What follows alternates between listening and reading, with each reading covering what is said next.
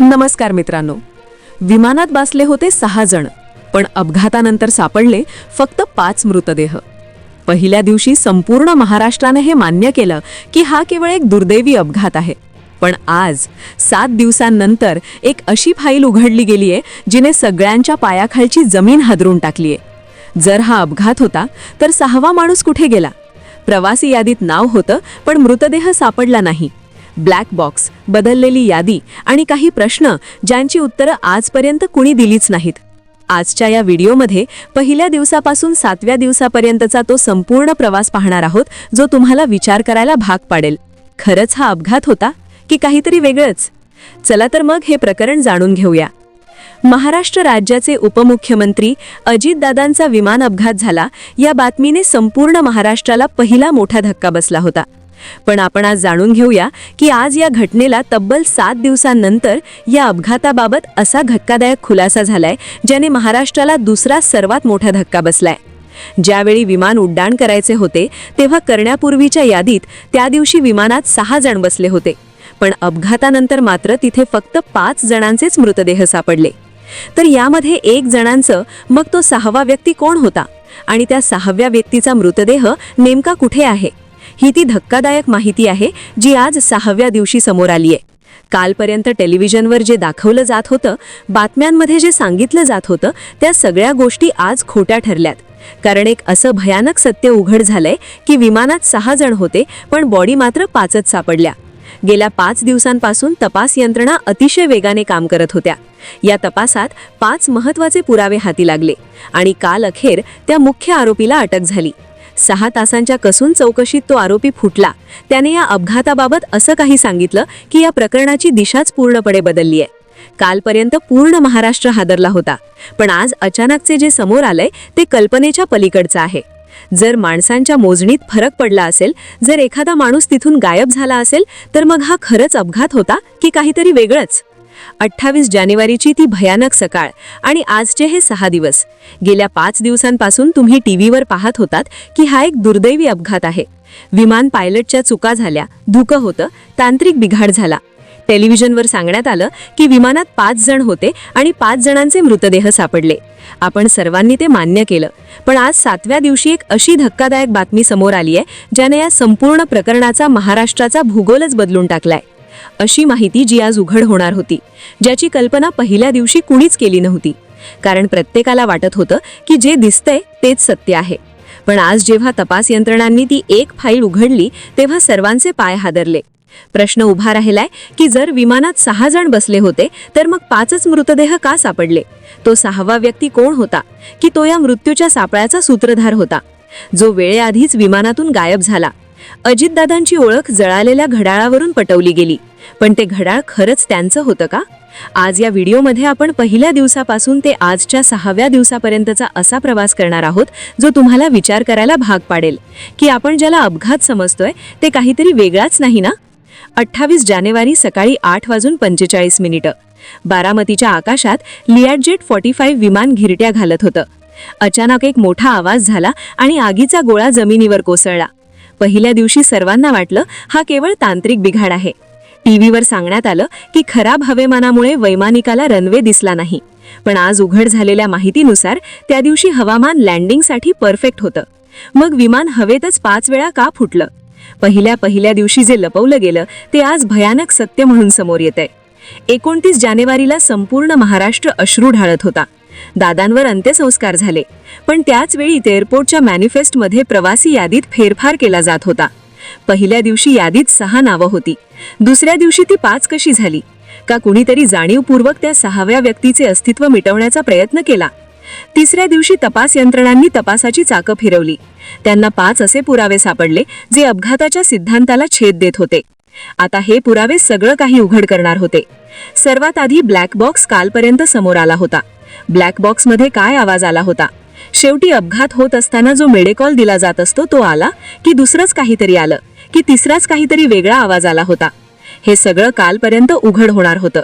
पण आज जी भयानक माहिती समोर आली, जो असा धक्कादायक खुलासा समोर आला, त्याचा विचारही कुणी केला नव्हता. कालपर्यंत टीव्हीवर दाखवलं जात होतं अपघात आहे, तांत्रिक बाबी याच्या मागे आहेत, किंवा कालपर्यंत एक आरोपीलाही अटक झाली होती. त्या आरोपीविषयी वेगवेगळ्या माहिती दाखवल्या जात होत्या, पण पुरावे जे बोलतात ते खरं बोलत असतात. माणूस जे बोलतो त्याच्यावर कुणी भरोसा ठेवत नाही. पुरावा हा अतिशय महत्वाची गोष्ट असतो. पुरावा जर बोलला तर त्या गोष्टीला आपण खरं समजत असतो. मग पुरावा काय होता, काय काय झालं? शेवटी 6 माणसं होती की 5 होती? जर 6 होती तर 5च मृतदेह कसे काय सापडले? मग तो एक जण कोण आहे की जो सापडला नाही? काय घडली महत्वाची माहिती? काय विषय घडला? अतिशय महत्वाच्या मुद्द्याला आपण सुरुवात करतोय. पहा, आतापर्यंत ब्लॅक बॉक्स सापडला पहिल्या दिवशीच.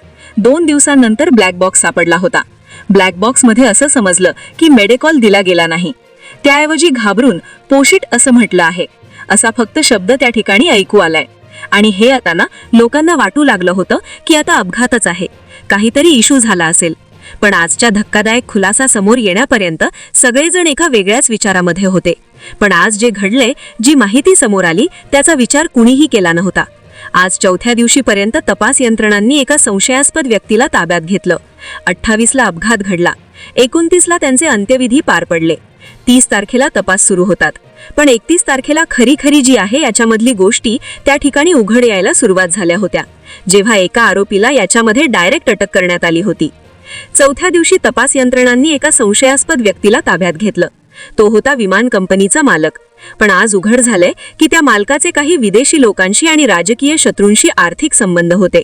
6 तासांच्या कसून चौकशीत तो फक्त एकच वाक्य बोलला, मला फक्त विमान उडवायला सांगितलं होतं, बाकी मला काही माहीत नाही. याचा अर्थ कट. 5व्या दिवशी सांगण्यात आलं की दादांच्या हातातील घड्याळावरून त्यांची ओळख पटली, कारण मृतदेह इतक्या वाईट अवस्थेत होते की ओळखणं अशक्य होतं.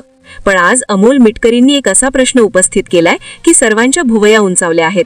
ते म्हणतात, जर सोनं वितळलं, विमानाचा धातू वितळला, तर ते घड्याळ सुरक्षित कसं राहिलं? आणि जर ते घड्याळ त्या 6व्या व्यक्तीने तिथे जाणीवपूर्वक ठेवलं असेल? तर मित्रांनो, आता या कथेच्या त्या वळणावर आपण आलो आहोत जिथे सर्व ब्रोकन लिंक्स एकत्र येत आहेत. आज 6व्या दिवशी अजितदादांचे अत्यंत निकटवर्तीय आणि अजित पवारांच्या विचारांचे कट्टर समर्थक आमदार अमोल मिटकरींनी मीडियासमोर येऊन धक्कादायक माहिती दिली आहे. त्यांनी थेट विचारले, 6 लोक विमानात बसले होते, हे रेकॉर्डवर आहे. मग टीव्हीवर 5च जणांच्या बॉडी का दाखवल्या गेल्या? तो 6वा व्यक्ती सुरक्षित बाहेर पडला की त्याला गायब केलं गेलं? मिटकरींनी उपस्थित केलेली ही शंका महाराष्ट्राच्या राजकारणात भूकंप आणणारी आहे. त्यांनी आणखी एक धक्कादायक बाब सांगितली आहे. विमानाचे पायलट 2दा का बदलले? जो पायलट मद्यधुंद असायचा, ज्याचा रेकॉर्ड खराब होता, त्यालाच अजितदादांच्या विमानासाठी का निवडलं? या प्रश्नाचं उत्तर आजही प्रशासनाकडे नाही. विमान जळलं, माणसं जळली, पण माळरावरावर पडलेली कागदं का जळाली नाहीत? हा प्रश्न आजही अनुत्तरित आहे.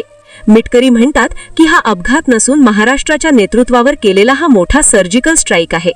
आज 7 दिवस झाले आहेत. दररोज एक नवीन माहिती समोर येतेय आणि जुन्या बातम्या खोट्या ठरत आहेत. पहिल्या दिवशी वाटलेला अपघात आज 7व्या दिवशी एक व्यावसायिक आणि राजकीय कट वाटू लागलाय. 6 व्यक्तींची एंट्री आणि 5 मृतदेह, हे गणित जोपर्यंत सुटत नाही तोपर्यंत सत्य बाहेर येणार नाही. अमोल मिटकरींनी उपस्थित केलेले हे प्रश्न आणि तपास यंत्रणांच्या हाती लागलेले ते 5 पुरावे, हे सर्व एकाच दिशेने इशारा करत आहेत. पण तुम्हाला काय वाटतं, तो 6वा व्यक्ती कोण असेल? विमानातून एखादा व्यक्ती हवेत गायब होऊ शकतो का? दादांच्या जाण्याने महाराष्ट्र हळहळला आहे, पण आज जी माहिती समोर आली ती खरंच सुन्न करणारी आहे. पण इथे एक गोष्ट लक्षात घेणं खूपच गरजेचं आहे. सध्या सोशल मीडियावरती काही सूत्राकडून या बावड्या उडवल्या जात आहे. मी स्पष्ट करू इच्छितो की चॅनल कोणत्याही गोष्टीची अधिकृत पुष्टी करत नाही. ही केवळ आतापर्यंत समोर आलेली एक शक्यता असू शकते. सत्य काय आहे केवळ अधिकृत तपास यंत्रणांमध्ये चौकशी स्पष्ट होणार आहे. आज आपण जे काय ऐकलं आहे, जे काय पाहिलं आहे, ते केवळ एक बातमी नाही, तर तो एक प्रश्न आहे जो अजूनही अनुत्तरित आहे. जर खरंच विमानात 6 जण बसलेले होते, मग 5वा मृतदेह का सापडले नाही? तो 6वा व्यक्ती कोण होता? तो वाचला की त्याला जाणीवपूर्वक गायब केल्या गेला आहे? आजपर्यंत जे काय आपल्याला दाखवण्यात आलं आहे ते पूर्ण सत्य आहे का, की सत्यात काही तुकडे पाहण्यापासून लपवले गेले आहे?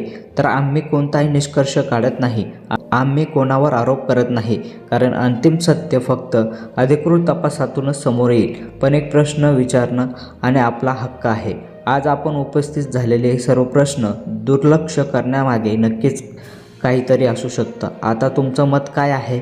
हा केवळ दुर्दैवी अपघात होता की यामागे काहीतरी वेगळंच घडत होतं आहे?